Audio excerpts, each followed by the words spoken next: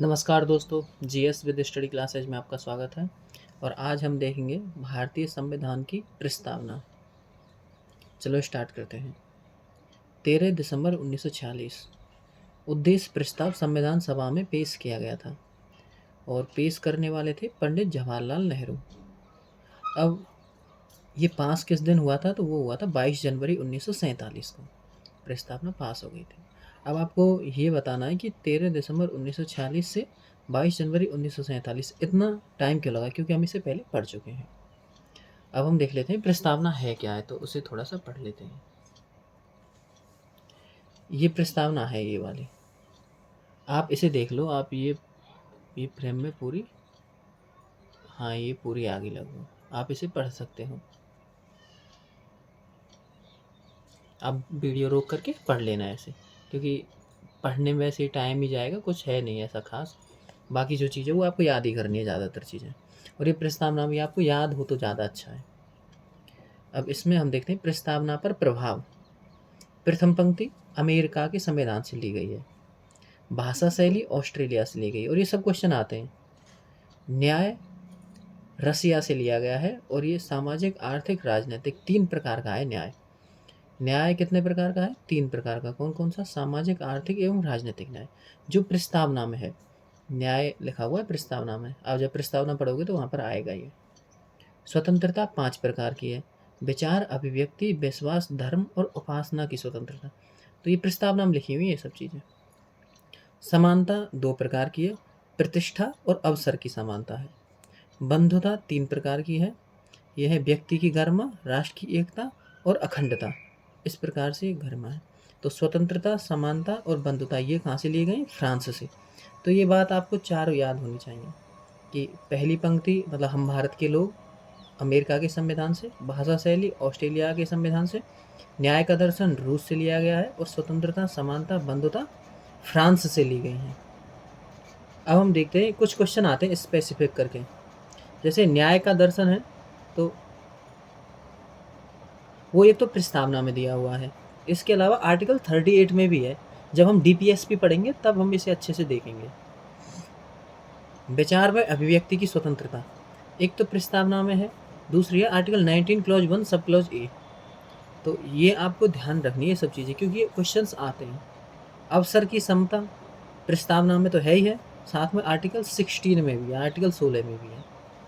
हम एक दफ़े प्रस्तावना को देख लेते हैं। देखो मैं पढ़ के बता देता हूँ, बाकी याद तो आपको ही करनी पड़ेगी।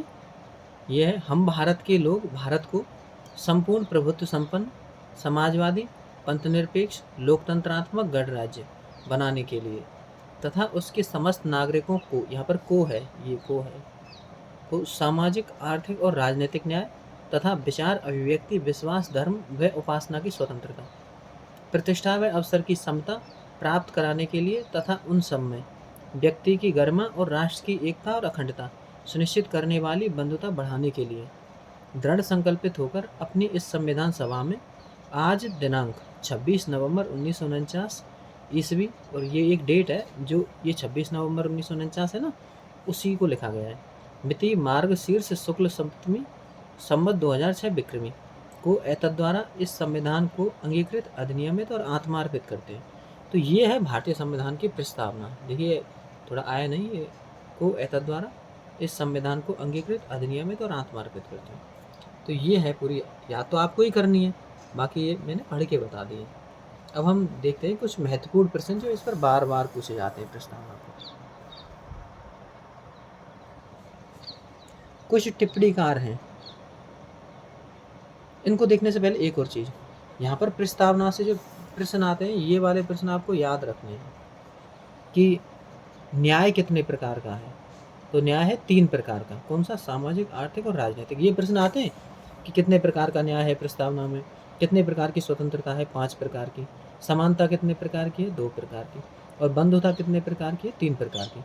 तो ये आपको रट के रखनी है अच्छे से कि न्याय है 3 प्रकार का, सामाजिक, आर्थिक, राजनीतिक। स्वतंत्रता 5 प्रकार की। विचार, अभिव्यक्ति, विश्वास, धर्म और उपासना। समानता 2 प्रकार की। ये सब प्रस्तावना में है, तो कौन कौन सी वो भी आपको याद कर लेना। तो बंधुता 3 प्रकार की, ये अच्छे से याद होनी चाहिए। चलिए अब आगे चलते हैं।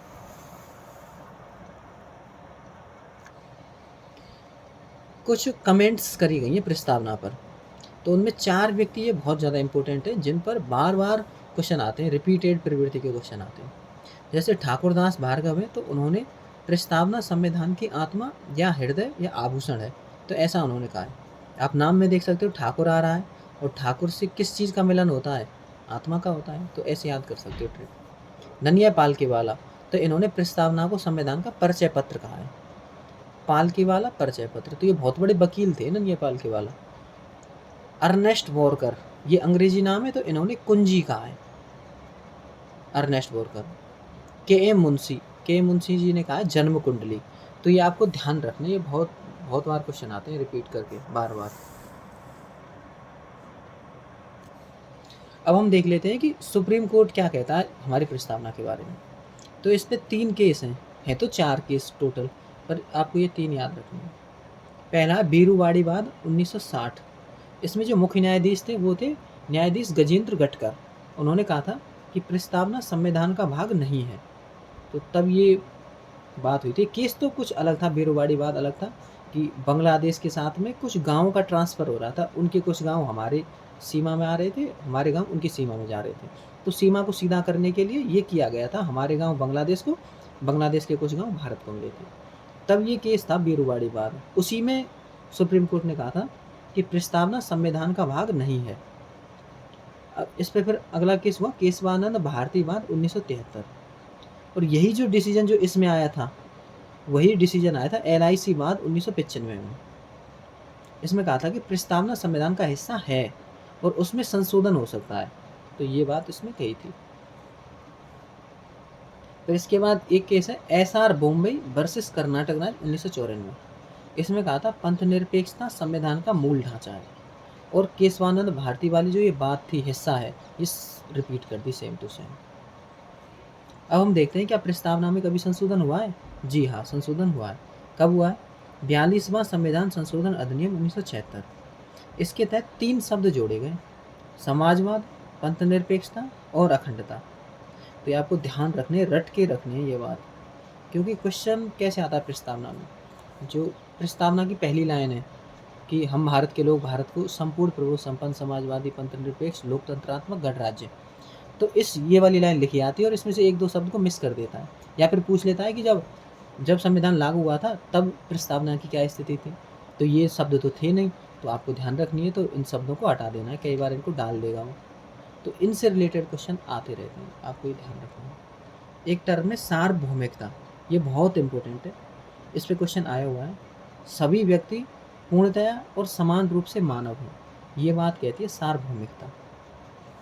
अब हम देखते हैं आगे।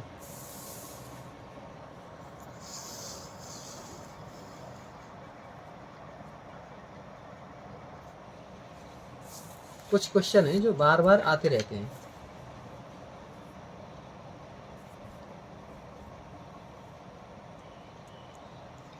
अब ये आपको डायरेक्ट याद रखने हैं, संविधान निर्माताओं का मत किससे प्रतिबिंबित होता है, अर्थात संविधान निर्माता क्या चाहते थे, कैसा संविधान चाहते थे, तो वो किस में प्रतिबिंबित होता है? वो प्रस्तावना में होता है। और ये क्वेश्चन कहाँ आया है? UPSC में आया हुआ है ये क्वेश्चन। निम्न में से कौन भारत को धर्मनिरपेक्ष राज्य वर्णित करता है?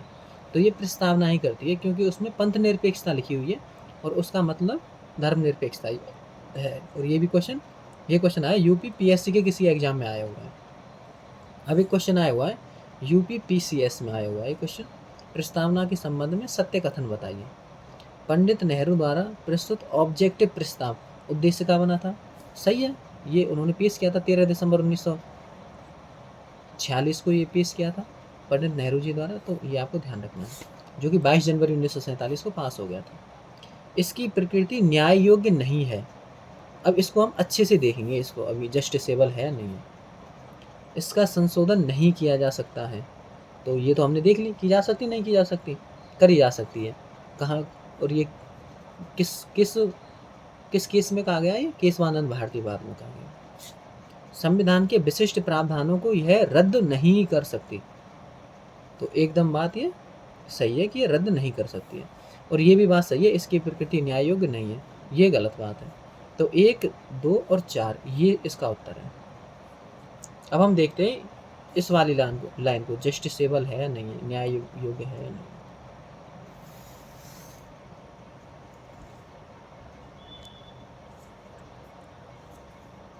ये है legal status of Indian constitutions preamble, अर्थात भारतीय संविधान की प्रस्तावना का विधिक दर्जा क्या है।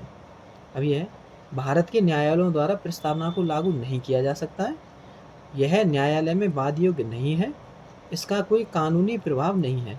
तो आपको ये बात याद रखनी है। अब हम ये आपको डायरेक्ट है, ये अलग है इससे।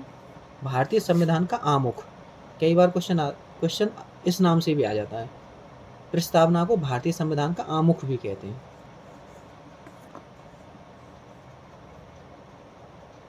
अब एक टर्म है लौकिक सार्वभौमिकता, इस पे क्वेश्चन आया बीपीएससी में और ये प्रस्तावना से ही जुड़ी हुई है। जनता सर्वशक्तिमान है और किसी बाह्य सत्ता के अधीन नहीं है, तो इस पे क्वेश्चन आया हुआ ऐसे ही आया हुआ डायरेक्ट। तो आपको याद रखना है लौकिक सार्वभौमिकता क्या है, जनता सर्वशक्तिमान है और किसी बाह्य सत्ता के अधीन नहीं है। और ये बात प्रस्तावना में कहाँ है, ये पहली लाइन नहीं है कि हम भारत के लोग भारत को, तो वो लौकिक सार्वभौमिकता को दर्शाती है। अगला है भारतीय संविधान की आत्मा किसे कहते हैं, तो ये दो चीज़ों को कहते हैं, उद्देश्य का और आर्टिकल 32 को। पर्टिकुलर ये पूछे कि डॉक्टर BR अम्बेडकर जी ने किसे कहा है, तो वो कहा है आर्टिकल 32 को, लेकिन कई बार ये ऑप्शन में ना दे करके उद्देश्य का दे देता हूँ। संविधान को पवित्र दस्तावेज किसने कहा था, ये BR अम्बेडकर जी ने कहा था। प्रस्तावना में जिन आदर्शों एवं उद्देश्यों की रूपरेखा दी गई है उनकी व्याख्या मौलिक अधिकारों, DPSP और मौलिक कर्तव्यों में की गई है। तो इतनी सारी चीज़ें आपको याद रखनी प्रस्तावना में, बाकी आपको कुछ नहीं पढ़ना प्रस्तावना में, और इतने से ही एक सिंगल क्वेश्चन आपका बाहर नहीं आएगा। आप चाहे प्रीवियस ईयर क्वेश्चन लगा लें, किसी को भी लगा लें, आप देखोगे पूरे क्वेश्चन बन जाएंगे आपके। बाकी आप किसी भी 2-2, 3-3 घंटे की वीडियो देख लो, कुछ नहीं होगा, इतने से ही बन जाएंगे जो क्वेश्चन आ रहे हैं। बाकी व्यूज कमाने के लिए तो लोग बाग ऐसी उल्टी सीधी चीज़ें पढ़ा दे रहे हैं आजकल, बाकी इससे अलग मैंने तो कोई क्वेश्चन देखा नहीं है। बाकी आपको मिल जाए तो मुझे भी कमेंट करके बता दीजिएगा। तो आज की क्लास को यहीं ख़त्म करते हैं। Thank you.